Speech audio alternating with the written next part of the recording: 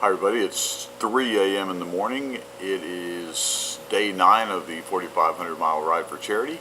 I'm broadcasting today from the Potawatomi Hotel in the Pokagon State Park up in northeast Indiana. Beautiful, beautiful state park. And I want to thank the Potawatomi Inn folks here for letting me broadcast here from the hotel in the early morning. They like everybody to be in their room or their campsite after 10 o'clock, but they made a special exception for me. And I also want to thank Gene, the park ranger, for giving me a ride back to pick up my USB cable that I forgot, and also to thank the local sheriff, Rick, for his patience with me as well. So it's been an interesting day. I spent the day laid up today. I arrived here this morning around 7 a.m. in the morning after doing another kind of grueling ride. I was on the road for about 24 hours, and I've done that twice this week, but I'm being safe. I'm taking plenty of breaks. You know, I take a break every time that I refill my gas tank. I usually get some food, get a little coffee, stretch, you know, run around the rest area or whatever it is I'm doing. And I'm a bit of an insomniac anyway, so you know it's not unusual for me to be to stay up a little bit later. So today what I want to do is I'm going to do two things. I'm going to record this video. I want to update you on sort of the progress of the activity of the event. Not just my ride, but more specifically how many people were getting together, how many people are taking a look at this information. I've got some web statistics from WinchesterResearch.com. I've got some statistics from YouTube and from Facebook as well.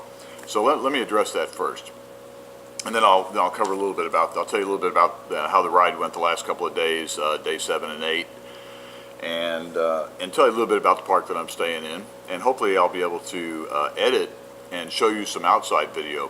One of my friends, Terry Gagnon over at HP, recommended that I make my postings from outside. He said, you're doing an outside ride, you should be outside, So it's just typically more convenient for me to broadcast inside. I did a test broadcast from a rest area in Indiana where I booted up the laptop really quick and edited a video, showed everybody the surrounding area, and then I tried another test where I strapped the laptop to my motorcycle and I carried the camera in my teeth and I drove around the parking lot seeing if I could get live video. One of the challenges is I don't have a cigarette lighter on my motorcycle. My motorcycle is a fairly basic motorcycle. Maybe I'll go over it with you one day as another post, but I don't have all the fancy gadgets that most of your Harley riders have. I just have a very simple motorcycle. It has a speedometer and a gas tank and a motor and wheels, and it's getting me there. But I don't have a radio. I don't have a cigarette lighter. I don't have something to massage my back while I'm driving or whatever those other fancy riders like my friend Brent has in Bentonville. I've got a picture of his bike in his garage posted on the day, I think it was day 5 or 6. He let me park my motorcycle in his garage next to his hog, and that just greatly offends a hog owner all by himself. Interestingly, because even though I'm not driving a hog, I get a lot of compliments from Harley riders as I've been going across the country. Anyway, I got to remember to keep this under 10 minutes, and for those of y'all who know me well, it's difficult sometimes once you get me wound up, right? And so it's 3 o'clock in the morning. I've got a couple of cups of coffee in me, but I took a nap this afternoon. I slept half the day, so don't worry about my sleep schedule. I'm doing just fine, and staying safe. Okay, so let's start with some statistics here. Okay, so the 4,500 mile ride for charity has a special Facebook group called the 4,500 mile ride for charity. I want to thank Seb Roberts from WeGotSkills.org for creating that for us and for helping me manage it. Now, we've been doing this for what I said, day 9 now, and we had actually started the activity of building these tools and doing some of the marketing and getting the charity organizations together only for about 5 days before that. This is a very, very young event, so I should not be discouraged by the small numbers that we're looking at. However, I really believe that given the locations of these members that we have and so forth, we should be able to grow a much larger group much faster. And we're going to have to talk to a lot of people. We're going to have to connect with a lot of people, and I'm going to need your help to do that. I can only talk to so many people myself. And again, those of you who know me know that I'm out there talking to as many people as I can.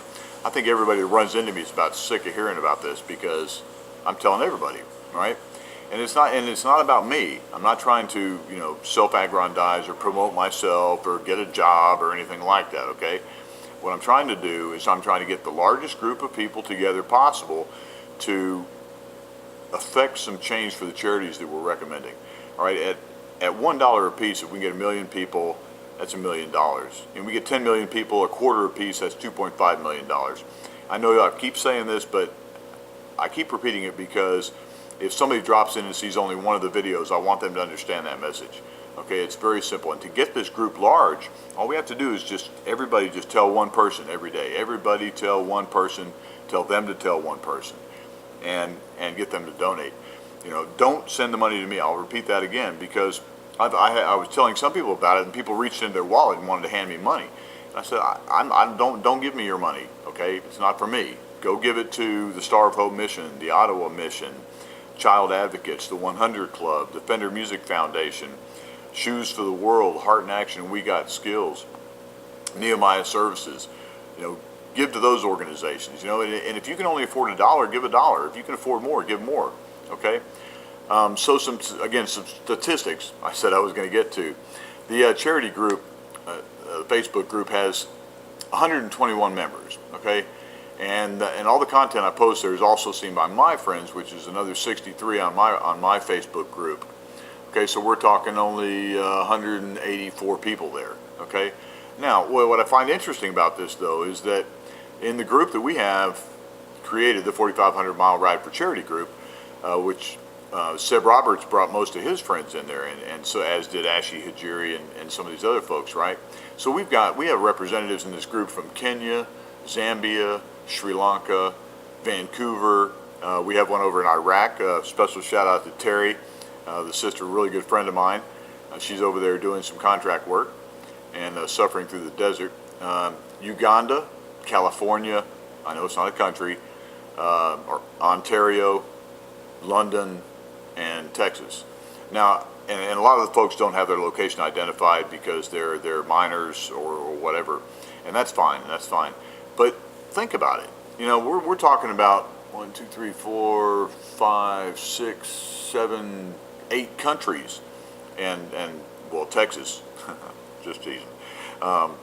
There's over 8 countries represented here. Now, how many friends do you have? I haven't looked at your individual profile to see how many friends you have, but have you invited your friends? You're not. I don't think you're going to offend anybody if you send a message that says, hey, come join this group. They'll either join it or they won't.